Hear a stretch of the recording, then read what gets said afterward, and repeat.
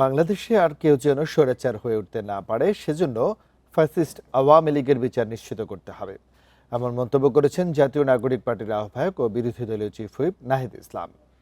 রোববার রাতে রাজধানীর উত্তরায় শহীদ মীর মুগ্ধ মঞ্চে জুলাই শহীদদের এক স্মরণ অনুষ্ঠানে তিনি এই মন্তব্য করেন। এই সময় তিনি বলেন, শেখ হাসিনা আর ফিরে আসবে না, ফিরে আসলেও তার জন্য ফাঁসির দড়ি অপেক্ষা করছে। নাহিদ ইসলাম বলেন, আওয়ামী লীগকে পুনর্বাসন করার কোনো সুযোগ নেই। জুলাইয়ের পক্ষের শক্তির দল মত ভিন্ন হতে পারে, তবে জুলাইয়ের প্রশ্নে সবাই এক কাতারে। তিনি আরও বলেন, বিএনপি সংবিধান সংস্কার কমিটি করেনি, তারা সংশোধন কমিটি নামে মানুষের সঙ্গে প্রতারণা করছে। অবিলম্বে গণভোটের রায় বাস্তবায়ন করার আহ্বান জানান এনসিপির আহ্বায়ক।